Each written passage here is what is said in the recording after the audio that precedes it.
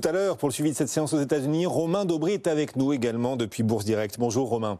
Bonjour Guillaume. On voit que l'Europe sous-performe à nouveau un peu par rapport aux États-Unis. Oui, on a une petite baisse à Wall Street, d'accord, mais enfin le CAC recule un peu plus que Wall Street, les autres marchés européens aussi. C'est une tendance qu'on voit depuis quelques semaines. Aujourd'hui, cet après-midi, le CAC perd 0,8%, Romain. Oui, effectivement. C'est ce que vous disiez, ça fait quelque temps qu'on patine. Hein. C'est surtout depuis le coup d'arrêt qu'on a connu mi-août. On avait réactivé la dynamique haussière mollement depuis le 20 août avec la construction sur le CAC 40 d'un petit canal haussier.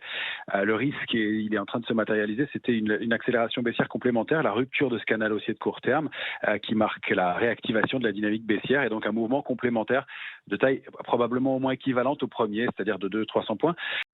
Alors, ce qui était assez étonnant, c'est le rebond auquel on a assisté aujourd'hui quand même à Paris, puisqu'on est remonté de 1,30% sur le CAC 40 pour aller réintégrer ce canal à un moment.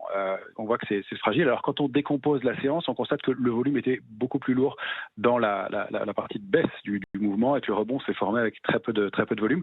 Et surtout dans ce rebond, on est allé chercher des valeurs plutôt défensives. Hein. On voit des valeurs comme Engie, sur lesquelles nous on est positionné pour l'instant, ou comme Orange qui était repassé dans le vert, et même Air Liquide, donc des investisseurs qui ne sont pas pressés de rentrer sur un marché qui donne des signaux de faiblesse, et puis effectivement avec tout le calendrier qui arrive. Donc le risque, c'était d'aller enfoncer 6650, cette zone sur le CAC 40 qu'on avait testé au mois de juin, qu'on a réussi à déborder au mois d'août, sur lequel on a construit la dernière impulsion haussière.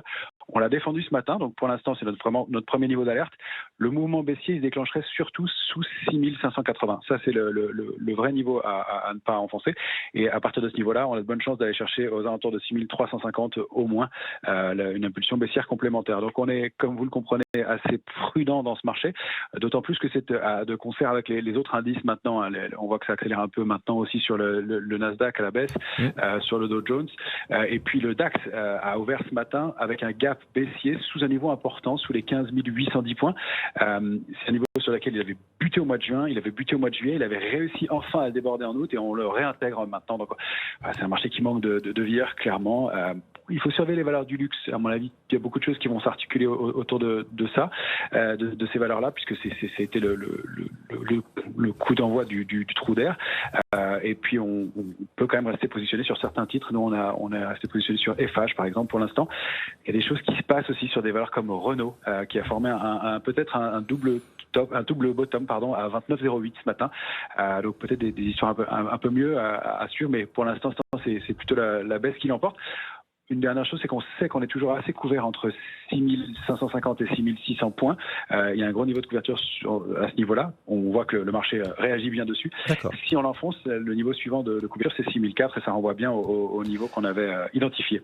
Romain Daubry, depuis la cellule info d'experts de Bourse Direct, en direct avec nous justement cet après-midi sur BFM Business. Merci beaucoup Romain. Ces quelques secteurs, valeurs que vous suivez particulièrement en ce moment et le CAC 40 qui accélère un peu à la baisse, moins 0,9% désormais, 6600.